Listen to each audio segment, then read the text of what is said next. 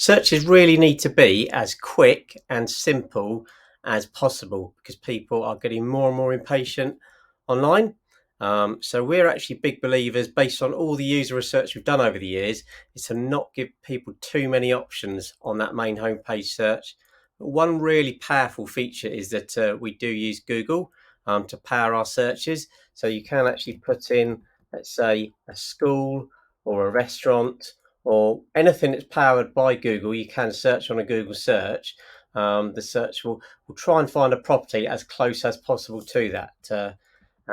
Another thing that is an absolute must is, so even if you don't put a postcode in, which sounds absolutely bonkers, and you press the search button, you still get some properties come up.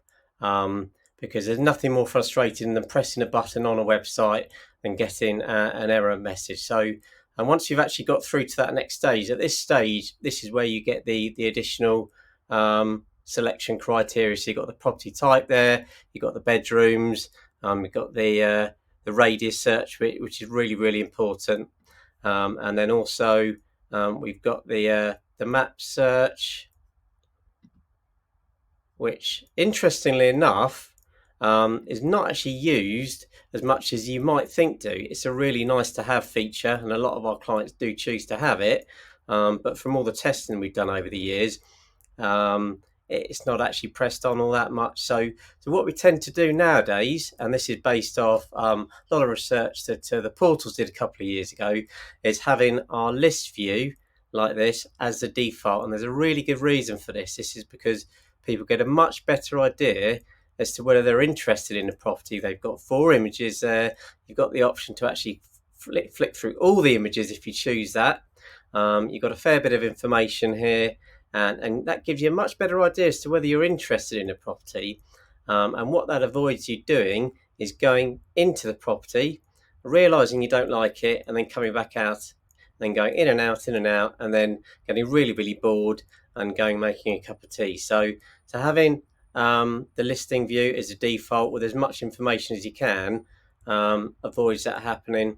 But yeah, we do still have the grid view as well, the traditional grid view.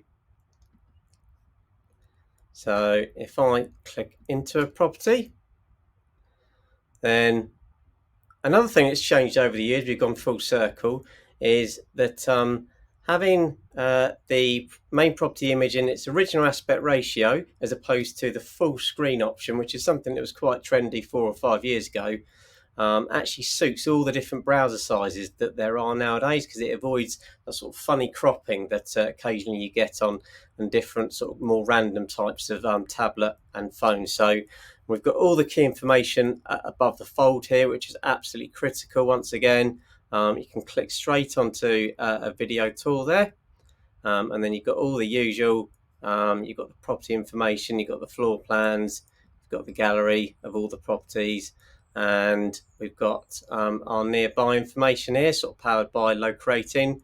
So you've got local schools and information on all those, sort of Ofsted rating, whether it's oversubscribed, catchment area, and you've got local amenities, information on all those. You've got even got local sold prices, which is a really, really powerful bit of kit here.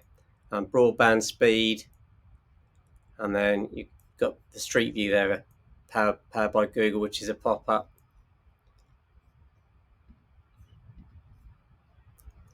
And then you've got the local transport links and stations that are nearby. And then we've got our nice to have sort of calculators at the bottom there. And then another thing that's absolutely critical is, if you do have some properties nearby, is to have them at the bottom. Now this client is in a very rural place, so they don't have many, but even just having that one there, we know that it is an absolute essential.